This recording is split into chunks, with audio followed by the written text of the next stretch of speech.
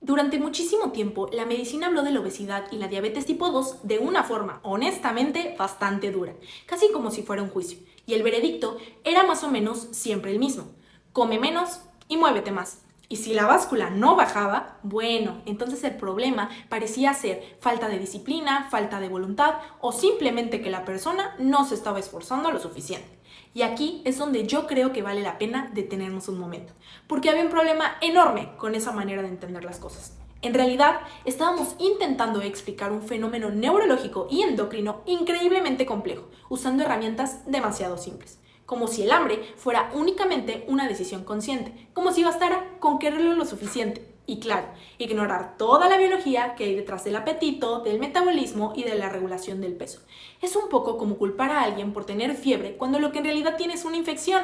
Simplemente no encaja. Y justo ahí es donde empieza esta historia, porque lo que está ocurriendo con los medicamentos GLP-1 no es solamente la llegada de un nuevo tratamiento para bajar de peso, es algo más grande y mucho más interesante.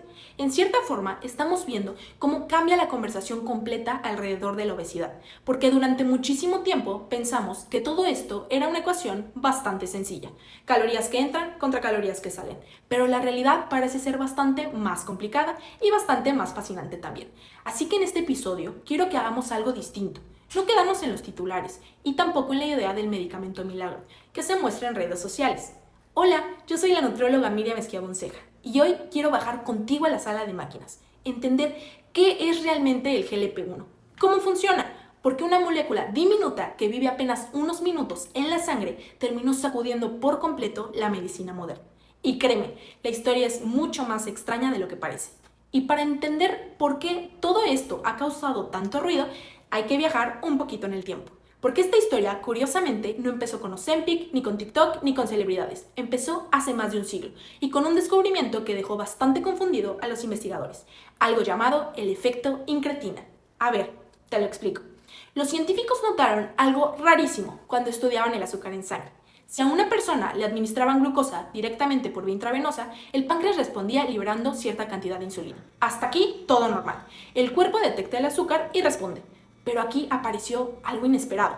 Cuando esa misma cantidad exacta de glucosa se consumía por vía oral, o sea, comiéndola o bebiéndola, la respuesta era mucho mayor. Estamos hablando de entre un 50 y un 70% más de insulina. Y claro, eso no tenía demasiado sentido, porque en teoría era la misma glucosa. Entonces la pregunta era inevitable. ¿Qué está pasando? Y aquí es donde el intestino entra en escena, porque durante muchísimo tiempo pensamos que el sistema digestivo era básicamente una tubería, algo que recibía comida, absorbía nutrientes y ya. Pero resulta que no. El intestino es muchísimo más sofisticado de lo que imaginábamos. Es un órgano endocrino, sensorial y además tremendamente inteligente. Para entenderlo mejor, imagina dos escenarios. La glucosa intravenosa sería como alguien entrando por la puerta trasera. El cuerpo reacciona, sí, pero reacciona cuando el problema ya está dentro. En cambio, cuando comes, ocurre algo distinto. Es como si la comida tocara el timbre de la puerta principal. Y ese timbre es el intestino. Porque apenas detecta que viene alimento, empieza a mandar mensajes, literalmente avisa. Y ahí aparecen los protagonistas de esta historia, las incretinas. Principalmente dos, el GIP y el GLP-1. Hormonas que funcionan como mensajeros anticipados. Antes, incluso de que la glucosa llegue completamente a la sangre, el intestino ya le está avisando al páncreas que se prepare. Y cuando uno lo piensa, es brillante. El cuerpo no espera reaccionar, se adelanta. Pero aquí aparece una pregunta que honestamente es buenísima. Si la biología ya había diseñado un sistema tan complejo, ¿por qué tardamos casi 100 años en convertirlo en un tratamiento útil? Y la respuesta es bastante frustrante. El GLP-1 natural del cuerpo tiene un problema enorme. Es increíblemente frágil. De verdad, su vida en sangre dura prácticamente nada. 1 o 2 minutos. Eso es todo. Antes de que pueda ser demasiado, desaparece. Y eso no es casualidad. Nuestro cuerpo tiene una especie de sistema de limpieza molecular, una enzima llamada DPP-4. Y piensa en ella como unas tijeras microscópicas. En cuanto aparece el GLP-1, lo corta, lo destruye. Desde el punto de vista evolutivo, esto tiene lógica. Evita excesos, mantiene el equilibrio, pero para la farmacología era una pesadilla absoluta, porque básicamente significaba esto.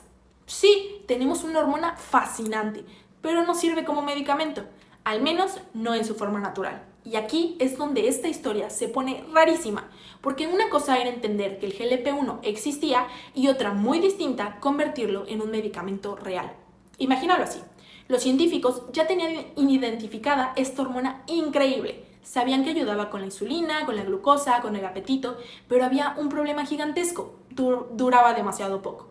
Era como descubrir el combustible perfecto, pero que se evaporara en segundos. Y durante años esa fue la gran frustración, porque inyectar GLP-1 natural era prácticamente inútil. Aparecía y desaparecía antes de generar un efecto relevante. Y entonces pasó algo que parece sacado de una novela científica. La solución no salió de un superlaboratorio futurista, ni de la inteligencia artificial, ni de un descubrimiento glamuroso. Salió de un lagarto. Sí, de un lagarto del desierto, el monstruo de Gila. Y cuando leí esto por primera vez pensé, no puede ser cierto. Pero sí lo es, porque aquí entra algo fascinante que se llama farmacognosia, que básicamente es buscar medicamentos en la naturaleza. Y la naturaleza, honestamente, lleva millones de años haciendo ingeniería química bastante mejor que nosotros. Y el monstruo de Gila tiene un metabolismo lentísimo, puede pasar muchísimo tiempo sin comer, a veces meses. Su cuerpo funciona casi en modo ahorro extremo. Entonces, imagina lo que ocurre cuando por fin consigue alimento. Necesita reactivar todo su sistema digestivo de manera rápida y potente, como si tuviera que despertar un motor que lleva muchísimo tiempo apagado. Y resulta que en su saliva existía una molécula extraordinaria, Lexendina 4. Y aquí está el detalle importante. Era muy parecida al GLP-1 humano, pero tenía una ventaja decisiva. No podía ser destruida fácilmente por esas famosas tijeras moleculares de las que hablamos hace un momento, la DPP4. Y para los investigadores eso fue casi como encontrar oro, porque de pronto apareció una idea que antes parecía imposible. Y si no usamos el GLP-1 natural y mejor construimos algo inspirado en esa molécula, y así nació el primer gran medicamento de esta familia, Lexenatida. Ahora, hay que decir algo, no era perfecta, ni cerca. Fue un avance enorme, sí, pero todavía era incómoda. Requería inyecciones frecuentes, a veces incluso 2 veces al día. Y claro, eso limitaba muchísimo las cosas. Entonces, la industria farmacéutica intentó otra estrategia.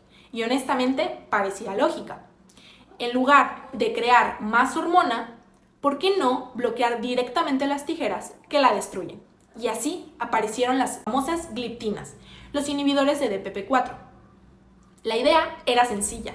Si bloqueamos a la enzima, dejamos vivir más tiempo el GLP-1 natural. Y sí, funcionaban, hasta cierto punto. Mejoraban algo el control del azúcar, elevaban ligeramente el GLP-1, pero había un problema. El efecto seguía siendo modesto, especialmente en peso corporal. Y entonces la investigación volvió al punto de partida, proteger la hormona. Y aquí es donde empieza la verdadera revolución, porque lo que vino después ya no fue solamente biología, fue ingeniería molecular. Porque después del intento de las gliptinas, la conclusión fue bastante clara. El problema no era que el GLP-1 fuera mala idea, al contrario, era una idea extraordinaria. El problema era que seguía siendo demasiado vulnerable, había que protegerlo. Y la solución que encontraron fue increíble. Literalmente le diseñaron un escudo. A ver, imagina que quieres que una molécula sobreviva en una ciudad llena de depredadores, enzimas, filtrado renal, destrucción constante. Pues necesitas esconderla. Y eso fue exactamente lo que hicieron. Los investigadores comenzaron a modificar la estructura del GLP-1 agregando cadenas a ácidos grasos. Y esto puede sonar súper técnico, pero la idea es súper sencilla. Esas cadenas funcionan como una especie de gancho porque permiten que el medicamento se adhiera a una proteína muy abundante en la sangre, la albúmina. Y aquí pasa algo brillante. Cuando la molécula se queda pegada a la albúmina, queda protegida. Las enzimas ya no se destruyen tan fácilmente. Los riñones tampoco la eliminan tan rápido. Y de pronto ocurre algo que antes parecía imposible. El medicamento deja de durar minutos y empieza a durar horas, luego días y eventualmente toda una semana. Y ahí aparece uno de los nombres que probablemente ya has escuchado, la liraglutida, que fue un salto enorme porque por primera vez empezamos a tener un agonista del GLP-1 realmente práctico, más estable, más predecible, más útil clínicamente. Pero la historia todavía no termina, porque después vino otro salto y honestamente ese sí cambió por completo las reglas del juego, la semaglutida. Y aquí es donde muchas personas empiezan a preguntarse, ¿cómo es posible que una sola inyección funcione durante toda una semana? Y la respuesta es esta ingeniería molecular de la que estamos hablando. No es magia, no es que el cuerpo quede alterado, es farmacocinética. La molécula está construida para liberarse lentamente y permanecer circulando mucho más tiempo, como una especie de goteo biológico sostenido. Y esto cambió todo, porque pensemos en lo que significaba antes: medicamentos que requerían aplicaciones constantes, más carga para el paciente, más dificultad de adherirse al tratamiento. Y de pronto aparece una opción semanal, mucho más sencilla, mucho más cómoda y también mucho más potente. Y aquí es donde la historia cambia de nivel, porque hasta ahora hablamos de cómo lograron mantener viva la molécula. Perfecto, ya entendimos eso. Pero falta la pregunta importante, lo que de verdad explica por qué todo esto terminó convirtiéndose en una revolución médica. ¿Qué hace exactamente el GLP-1 cuando entra al cuerpo? Porque aquí hay una idea equivocada bastante común. Mucha gente piensa que esto simplemente te quita el hambre. Y no. O bueno, sí, pero eso es apenas una parte. En realidad estamos hablando de una red biológica muchísimo más sofisticada. Y el primer gran escenario donde actúa es el páncreas. Ahora, sin ponernos demasiado técnicos, pensemos en el páncreas como una especie de centro de control metabólico. Ahí viven unas células llamadas beta. Y esas células tienen un trabajo muy específico: fabricar y liberar insulina. Hasta aquí, todo bien. Pero lo interesante es lo que pasa cuando aparece el GLP-1, porque la molécula llega y se une a un receptor, como una llave entrando en una cerradura. Y normalmente cuando escuchamos eso pensamos, entonces libera insulina y ya, pero no funciona así. Y esto es importantísimo entenderlo. El GLP-1 no llega pateando la puerta, no obliga al páncreas a disparar insulina de forma descontrolada. En realidad, activa una serie de señales internas como si prendiera la maquinaria.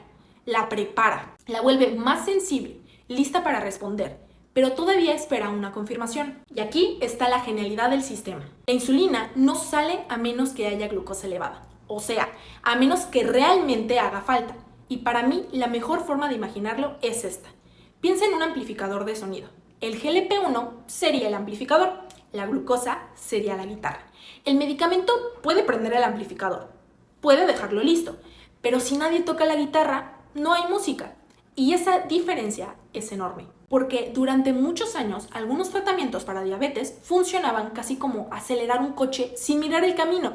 Empujaban insulina sin importar demasiado el contexto, y eso podía provocar hipoglucemias peligrosísimas, azúcar demasiado baja, mareos, confusión, pérdida de conciencia, incluso coma. Con el GLP-1 la lógica cambia, porque el sistema tiene una especie de seguro biológico incorporado. Si no hay glucosa elevada, simplemente no dispara. Y honestamente eso es brillantísimo. Pero el páncreas tiene otro actor que normalmente recibe menos atención: las células alfa. Y aquí aparece otra hormona importantísima, el glucagón. Y si quieres pensarlo de forma sencilla, imagina esto. La insulina es el freno, el glucagón es el acelerador, porque mientras la insulina ayuda a sacar azúcar de la sangre, el glucagón le dice al hígado que libere las reservas, que mande glucosa al torrente sanguíneo. Y esto es útil cuando hay falta de energía.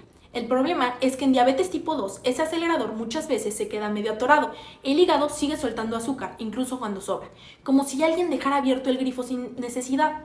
Y aquí vuelve a entrar el GLP-1, porque además de potenciar la respuesta de insulina, también le pone freno al glucagón, o sea, doble movimiento. Por un lado, ayudas a limpiar la glucosa de la sangre de forma segura, y por el otro, le dices al hígado: ya estuvo, deja de mandar más. Y hasta aquí, honestamente, ya tendríamos un medicamento espectacular para la diabetes. Pero todavía falta el giro más importante de esta historia. Porque si el GLP-1 solo actuara en el páncreas, probablemente estaríamos hablando de un gran fármaco metabólico. Nada más. La verdadera revolución ocurre en otro lugar, y ese lugar es el cerebro. Y aquí es donde honestamente la historia da un giro enorme, porque hasta este punto ya tenemos algo impresionante. Un medicamento que ayuda al páncreas, que mejora la insulina, que controla la glucosa, perfecto. Pero hay una objeción bastante lógica. Si el GLP-1 natural se produce principalmente en la parte distal del intestino, o sea, bastante abajo, ¿cómo es que el cuerpo empieza a responder tan rápido? Porque los estudios muestran algo rarísimo. La liberación del GLP-1 comienza apenas unos 10 o 15 minutos después del primer bocado. Y piensa esto un segundo, eso es físicamente imposible. La comida no viaja metros de intestino en 10 minutos, ni cerca. Entonces, la pregunta es buenísima. ¿Cómo se entera el cuerpo de que viene comida si esa comida prácticamente sigue en la boca? Y aquí aparece una de las cosas más fascinantes de toda esta historia, el famoso eje intestino-cerebro. El famoso eje intestino-cerebro, que suena súper técnico, pero en realidad la idea es bastante interesante. La respuesta es que el cuerpo no espera, se adelanta, porque la liberación del GLP-1 ocurre en 2 fases, y la primera es increíblemente rápida, casi eléctrica. Todo empieza incluso antes de digerir, de masticar, de percibir sabores, sentir cómo el estómago empieza a distenderse. Todo eso activa una autopista biológica gigantesca, el nervio vago. Y el nervio vago es fascinante porque funciona casi como un cable de comunicación directa entre el intestino y el cerebro. Una línea de alta velocidad. La señal sube rapidísimo hacia el tronco encefálico y desde ahí el cerebro empieza a coordinar respuestas, antes de que los nutrientes hayan terminado de absorberse, antes incluso de que la digestión esté avanzada. Y cuando entiendes eso, empiezas a darte cuenta de algo. El cuerpo no es reactivo, es predictivo. No espera a que llegue el problema, se prepara antes. Es una especie de sistema biológico de anticipación, como si el organismo dijera: ya detecté lo que viene, empiezan a organizarse. Y claro, esa señal no se queda solamente en el páncreas. Aquí viene el verdadero giro, porque también llega al cerebro, y específicamente a regiones que controlan hambre, saciedad y recompensa. Y aquí aparece un protagonista enorme, el hipotálamo. Lo podríamos imaginar como un centro de mando del apetito. Ahí ocurre una conversación constante. Por un lado están las señales que impulsan el hambre, las que dicen necesitamos comer. Y por otra, las señales de saciedad, las que ponen el freno.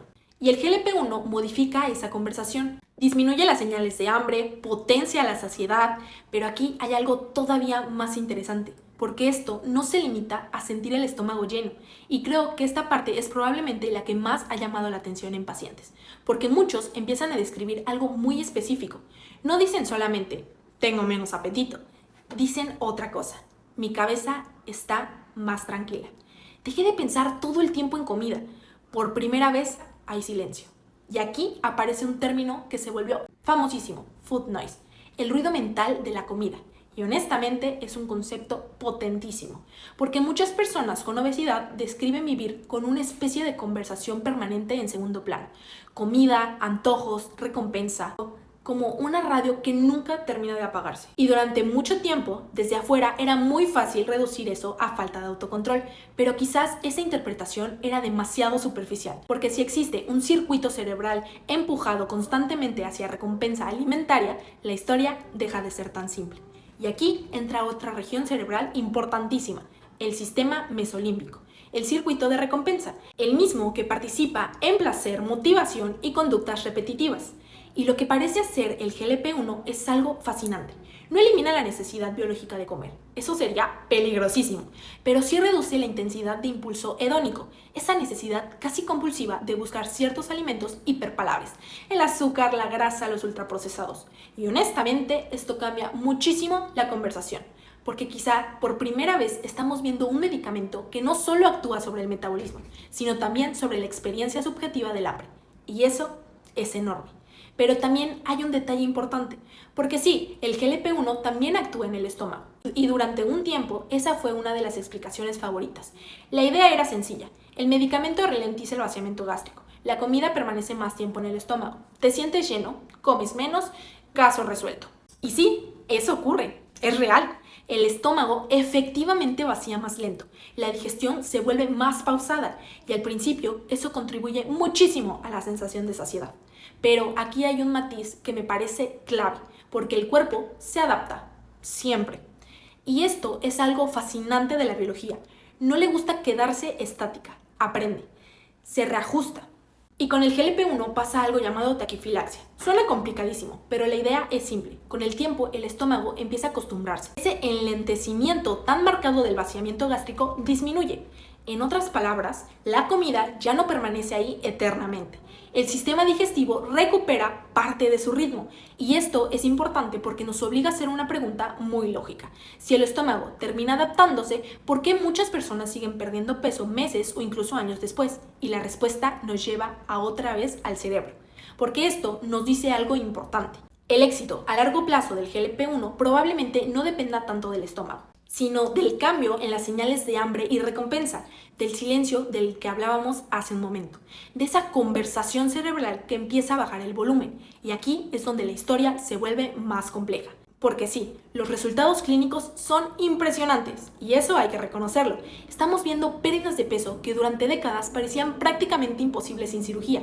Con semaglutida hablamos frecuentemente de 10 a 15%, y con moléculas más nuevas, incluso más. Resultados históricos, pero precisamente por eso vale la pena hacer preguntas incómodas. Porque cuando algo parece demasiado extraordinario, conviene entenderlo bien. Y aquí aparece una de las preocupaciones más serias que existen hoy alrededor de estos tratamientos. No toda la pérdida de peso es igual, y esto honestamente casi nunca se explica en redes, porque bajar kilos no significa automáticamente bajar grasa. El GLP-1 reduce hambre. Punto. No le dice al cuerpo, usa solamente tejido adiposo. No funciona así. Y cuando una persona entra en un déficit calórico importante simplemente porque ya no tiene mucho apetito, el organismo busca energía de donde pueda. Y aquí entra un actor del que hablamos poquitísimo, el músculo. Porque mantener masa muscular cuesta, consume energía. Y desde la lógica evolutiva, si el cuerpo percibe escasez y además no recibe señales de que ese músculo sigue siendo necesario, puede empezar a degradarlo, literalmente. Y aquí quiero detenerme un segundo, porque esto importa muchísimo. Y el músculo no es solo estética, no es únicamente verse fuerte. Es metabolismo, es estabilidad, es movilidad, es salud futura. Especialmente conforme envejecemos. Por eso la comunidad médica empezó a hablar con tanta insistencia de algo llamado sarcopenia, que básicamente significa pérdida de masa muscular. Y en adultos mayores esto puede convertirse en un problema serio. Fragilidad, mayor riesgo de caídas, menor independencia, menor reserva física y además ocurre otra cosa. Cuando disminuye músculo también puede bajar el gasto energético basal, es decir, el cuerpo se vuelve metabólicamente más ahorrador y por eso me parece importante decir algo muy claro. Presentar estos medicamentos como una solución mágica de inyección y quédate acostado es una simplificación peligrosísima. Porque sí, el medicamento puede ser extraordinario, pero necesita contexto, necesita estrategia, proteína suficiente, seguimiento médico y algo que hoy probablemente importa más que nunca, entrenamiento de fuerza. Porque la meta no debería ser simplemente pesar menos, la meta es perder grasa sin perder salud en el proceso. Y esa diferencia cambia toda la conversación. Claro, junto con estos beneficios y preocupaciones aparece otra pregunta inevitable. ¿Qué pasa con los efectos secundarios? Porque si ralentizamos la digestión, era lógico pensar que algo más iba a ocurrir. Y claro, cuando aparece un medicamento tan potente, tan mediático y con resultados tan visibles, inevitablemente llegan dos cosas: los efectos secundarios y los mitos. Y vamos primero con lo real. Porque si estamos ralentizando la digestión, era lógico pensar que algo más iba a pasar. Y sí, pasa. Los efectos secundarios digestivos son probablemente la parte menos glamorosa de toda esta historia, porque cuando el sistema gastrointestinal empieza a trabajar más lento, algunas personas lo sienten bastante. Náuseas, sensación de llenadura muy marcada, reflujo, a veces vómito y el estreñimiento que honestamente puede llegar a ser bastante incómodo. Y aquí hay algo importante. Esto no significa que el medicamento le cayó mal a todo el mundo o que automáticamente sea peligroso. En muchísimos casos tiene más que ver con adaptación, porque el cuerpo está aprendiendo a trabajar bajo reglas nuevas. Y por eso existe algo que los medicamentos repiten muchísimo cuando usan el GLP-1, la titulación gradual, que suena súper técnica, pero básicamente significa esto: no se empieza fuerte, y eso es clave. La dosis se aumenta poquito a poquito, mes a mes, permitiendo que el cuerpo se adapte sin sentirse atropellado, y honestamente tiene todo el sentido. Porque piensen esto, llevamos décadas con un sistema digestivo funcionando de cierta manera, y de pronto llega una molécula que modifica el hambre, saciedad y velocidad digestiva. Claro que el organismo necesita tiempo para ajustarse, y aquí es donde la conversación empieza a mezclarse con algo más complicado: la desinformación. Porque alrededor del GLP-1 se han dicho cosas que de verdad impresionan. Algunas por preocupación legítima, otras simplemente por miedo o titulares exagerados. Y quizás uno de los temas que más ruido generó fue el famoso riesgo de pancreatitis o cáncer de tiroides. Y aquí conviene respirar un poquito y revisar lo que sabemos realmente. Gran parte de estas alarmas apareció en estudios tempranos con animales, principalmente roedores. Y el detalle importante es este: Los roedores no son humanos. Suena obvio, pero a veces se nos olvida, porque la distribución de receptores GLP-1 en las glándulas tiroides es muy distinta, muchísimo más abundante en ciertas especies animales. Entonces, lo que ocurre en un ratón no necesariamente se replica igual a nosotros. Y después de años de uso clínico y seguimiento en humanos, la situación es bastante más matizada de lo que algunos titulares mencionan. ¿Se sigue vigilando? Claro, como cualquier medicamento serio. ¿Se revisan antecedentes familiares y condiciones individuales? Por supuesto. Pero eso es muy distinto a pensar que estamos frente a una bomba biológica esperando explotar. La evidencia actual no sostiene ese nivel de alarma. Y luego está probablemente el término más viral de todos, la famosa cara de Ozempic. Y aquí, honestamente, creo que la prensa hizo un trabajo bastante cuestionable, porque el nombre suena casi como si el medicamento estuviera derritiendo tejidos o provocando algo tóxico. Y no, no es eso, ni de cerca. La explicación es muchísimo más sencilla y más aburrida también. Es física. Si una persona pierde mucho peso, pierde grasa en todo el cuerpo, incluido el rostro. La grasa subcutánea que normalmente aporta volumen. Y cuando esa pérdida ocurre rápido, la piel puede tardar en adaptarse, especialmente dependiendo de la edad, elasticidad y velocidad de adelgazamiento. Eso es todo. No hay un ataque del medicamento a la cara. Pasaría exactamente igual después de una cirugía bariátrica o una pérdida masiva de peso por cualquier otra vía. Y honestamente, esta parte me parece importante porque revela algo curioso. A veces los titulares simplifican tanto la conversación que terminamos perdiendo de vista la biología real. Pero quizás todavía quede una pregunta más incómoda. Porque una cosa es perder peso mientras estás usando el medicamento. Perfecto, eso lo entendemos. Pero, ¿qué pasa cuando lo suspendes? Y aquí es donde muchas personas se llevan una sorpresa. Porque los estudios muestran algo bastante consistente. En muchos casos, el peso vuelve, a veces parcialmente, a veces de forma importante. Y claro, cuando alguien escucha eso, la reacción inmediata suele ser, entonces no funcionó.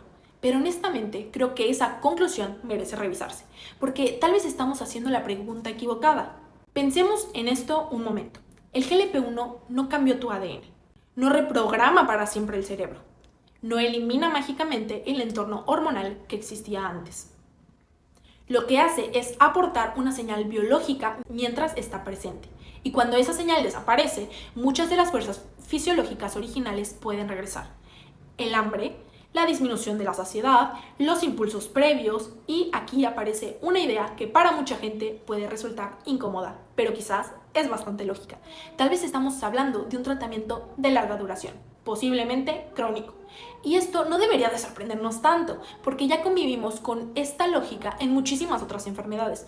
La hipertensión, el colesterol elevado, la diabetes. Entonces quizá la pregunta no es ¿por qué el peso volvió?, sino más bien ¿cómo entendemos la obesidad? Porque si realmente es una enfermedad neuroendocrina crónica, la conversación cambia por completo. Y aquí es donde la ciencia se cruza con algo muchísimo más grande, la cultura. Porque mientras los investigadores seguían publicando estudios, el GLP-1 dejó de ser solamente una medicina y se convirtió en un fenómeno social. TikTok explotó, Instagram explotó, las celebridades, transformaciones rápidas, historias resumidas en 30 segundos. Y poco a poco empezó a aparecer una narrativa bastante complicada. La idea de usar estas moléculas únicamente como herramienta cosmética. Aquí quiero ser cuidadosa porque esta conversación suele polarizarse muchísimo. No se trata de juzgar decisiones individuales, pero sí de reconocer un problema real, porque estamos hablando de medicamentos diseñados originalmente para enfermedades metabólicas importantes, y cuando la demanda explotó, pasó algo preocupante. Hubo periodos donde personas que llevaban años usando estos tratamientos para diabetes tuvieron dificultades para encontrarlos. Desabasto, farmacias vacías, listas de espera, y honestamente eso abre un dilema difícil, porque por un lado vemos una herramienta terapéutica extraordinaria y por el otro una demanda masiva impulsada también por expectativas estéticas y presión social. Y aquí aparece algo que me parece importante decir. Estas moléculas son impresionantes, de verdad, pero no solucionan todo. No eliminan estrés crónico, no corrigen desigualdad alimentaria, no transforman automáticamente barrios donde la comida ultraprocesada es la opción más accesible, no arreglan la relación emocional con la comida y tampoco desaparece de un día para el otro el entorno obesogénico en el que vivimos. Y ese contexto sigue ahí. Y decir esto no es minimizar el valor del tratamiento, es ponerlo en perspectiva, porque quizás uno de los errores más comunes es pensar que un medicamento tiene que ser milagroso o inútil, y la realidad rara vez funciona así. Puede ser extraordinariamente útil sin resolver por sí sola toda la historia. Y mientras todavía estamos intentando comprender el impacto real del GLP-1, la ciencia ya empezó a mirar más lejos, porque el futuro quizás no sea una sola hormona, sino varias trabajando juntas. Y aquí aparecen los llamados multiagonistas, que honestamente parecen sacados de ciencia ficción. Uno de los ejemplos más conocidos es la tirzepatida, que combina el GLP-1 y el GIP. Y aquí pasó algo curioso. Durante años se pensó que el GIP por sí solo tenía efectos limitados, pero al combinarse ocurrió algo inesperado. Las moléculas empezaron a potenciarse mutuamente, más pérdida de grasa, mayor control metabólico y en algunos casos incluso menos náuseas. Una especie de sinergia biológica que sorprendió a muchísimos. Pero la historia no termina ahí, porque ya existen investigaciones trabajando en agonistas triples, GLP-1, GIP y glucagón. Sí, mismo glucagón que hace rato llamábamos el acelerador. Y la idea aquí es fascinante. No solo reducir el hambre, también aumentar gasto energético, favorecer quema calórica, mover múltiples palancas metabólicas al mismo tiempo. Y cuando uno mira todo este recorrido, honestamente es difícil no impresionarse. Pasamos de estudiar señales intestinales que duraban apenas minutos a diseñar moléculas capaces de dialogar simultáneamente con el intestino, el páncreas y el cerebro. Y quizás lo más interesante de todo esto no es únicamente la tecnología, sino lo que nos está obligando a cuestionarnos, porque durante demasiado tiempo la obesidad fue interpretada desde la culpa, como un defecto moral, como un fracaso de carácter. Y aunque el GLP-1 no explica toda la complejidad humana, sí parece haber empujado a la medicina hacia una conversación más biológica, más honesta y probablemente más compasiva también. Pero antes de cerrar, hay una última reflexión que me parece fascinante y curiosamente no es solamente médica. Pensemos en esto. Gran parte de la industria de alimentos ultraprocesados depende de algo muy concreto: deseo, repetición, recompensa. Productos diseñados para que quieras seguir comiendo, para activar placer, para invitar al siguiente bocado. Pero, ¿qué pasa si parte de la población empieza a sentir menos impulso biológico hacia esos alimentos? ¿Qué ocurre si la neurobiología cambia las reglas del juego? Es una pregunta enorme, porque tal vez el verdadero impacto del GLP-1 no termine únicamente en hospitales o consultorios. Tal vez también termine transformando la relación entre cerebro, industria alimentaria y comportamiento humano. Todavía es pronto para saberlo, pero algo sí parece claro. Quizá el juicio más importante apenas está comenzando. Y con esa idea cerramos este análisis. Gracias por escucharme. Bye.